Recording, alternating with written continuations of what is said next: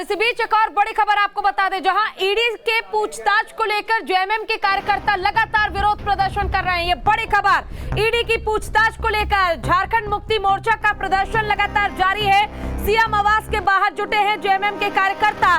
केंद्र सरकार के खिलाफ जमकर नारेबाजी की जा रही है और केंद्र सरकार पर सरकार को अस्थिर करने की कोशिश की जा रही है और ये आरोप लगाया गया अब तक। हालांकि आपको बता दें कि झारखंड मुक्ति मोर्चा का ये कहना है कि आदिवासियों के भलाई का जो ये नुस्खा है ये रास नहीं आ रहा है केंद्र सरकार को।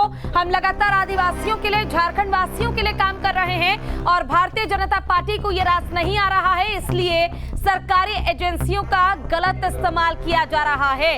और इसको लेकर फिलहाल झारखंड मुक्ति मोर्चा के तमाम कार्यकर्ता, विधायक प्रदर्शन कर रहे हैं। तो ये बड़ी खबर, बड़ा अपडेट आपको दे रहे हैं, जहां जेएमएम कार्यकर्ताओं की ओर से लगातार विरोध किया जा रहा है।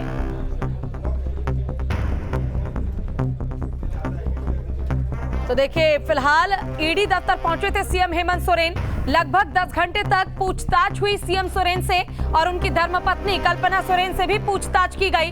पूछताछ में आखिर कई सवालों का जवाब सीएम सोरेन ने क्या दिया है ये तो वक्त बताएगा।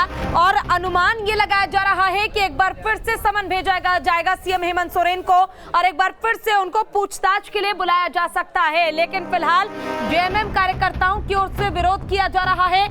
केंद्र एजेंसियों का गलत इस्तेमाल करने का आरोप लग रहा है केंद्र सरकार पर और कहा यह जा रहा है कि भारतीय जनता पार्टी को ये रास नहीं आ रहा कि अब झारखंड वासियों के लिए कोई सरकार काम कर रही है, इसलिए हमारे ऊपर गलत इल्जाम लगाए जा रहे हैं, गलत आरोप लगाए जा रहे हैं। अब तक जो भी आरोप लगाए गए वो निराधार है, उनका कोई आधार नहीं है।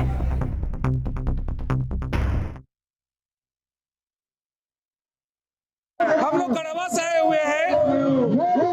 माननीय मुख्यमंत्री हेमंत सोरेन जी के समर्थन में हम लोग गढ़वा से कम जो है 10,000 से ऊपर कार्यकर्ता आए हुए हैं और ये जो देख रहे हैं ये जो है मुंडारी आदिवासी नृत्य के साथ हम लोग आए हुए हैं और ये कहने के लिए आए हुए हैं कि हेमंत सोरेन जी आप घबराइए नहीं, झारखंड की जनता हेमंत सोरेन है, आपको घबराने की जरूरत नहीं है, क्योंकि हम सभी देख रहे हैं कि हेमंत सोरेन जी के द्वारा जन कल्याणकारी जो भी काम किए जा रहे हैं उसको देखकर भाजपा बिल्कुल घबराई हुई है। और जो 2024 का जो चुनाव होना है उस चुनाव में भाजपा के पास कोई मुद्दा नहीं है, इसलिए वे घबरा कर और ये ईडी और सीबीआई का प्रयोग करके माननीय मुख्यमंत्री को सरकार से बेदखल करना चाहती है।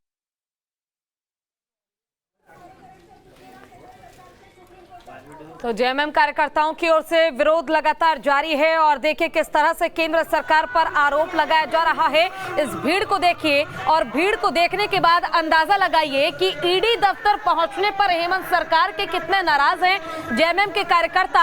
हालांकि यूपीए विधायक दल की बैठक कुछ ही देर में शुरू होगी। इससे पहले भी जब समन भेजा गया था सीएम हेमंत सोरेन को, 3 नवंबर को बुलाया गया था सीएम सोरेन को पूछताछ के लिए, तब भी इसी तरह से विरोध किया गया था, राजभवन का घेराव किया गया था। और न केवल केंद्र सरकार पर आरोप लग रहे हैं बल्कि इस आरोप के दायरे में, घेरे में राज्यपाल रमेश बैस को भी लिया जा रहा है और उन पर भी आरोप लगाए गए हैं। हालांकि देखिए, इलेक्शन कमीशन की ओर से जो लिफाफा आया था वो भी अब तक नहीं खुला। सीएम सोरेन को लेकर सेकंड ओपिनियन राज्यपाल रमेश बैस ने मांगा, उस पर भी कोई जवाब अब तक इलेक्शन कमीशन की ओर से नहीं आया। और उसके बाद ईडी लगातार शिकंजा कसती नजर आ रही है, चाहे वो सीएम हेमंत सोरेन हो या उनके बेहद करीबी आईएएस पूजा सिंघल हो, अमित अग्रवाल हो, प्रेम प्रकाश हो या फिर पंकज मिश्रा हो। इन सभी को लेकर जो अब तक सबूत हाथ लगे हैं उन सबूतों के आधार पर जांच की जा रही है और वही सबूतों को आधार बनाते हुए सीएम हेमंत सोरेन से ईडी दफ्तर में ईडी के अधिकारियों ने पूछताछ की। हालांकि कहा यह जा रहा है कि 200 से ज्यादा सवाल पूछे जाएंगे। ज्यादा जानकारी के साथ हमारे संवाददाता सूरज कुमार रांची से जुड़ गए हैं। रांची में फिलहाल सूरज, जिस तरह से विरोध किया जा रहा है जेएमएम कार्यकर्ताओं की ओर से, क्या अपडेट है? क्योंकि कुछ ही देर में, बस कुछ ही देर में बैठक शुरू हो जाएगी और सीएम सोरेन इसकी अध्यक्षता करते नजर आएंगे। सूरज,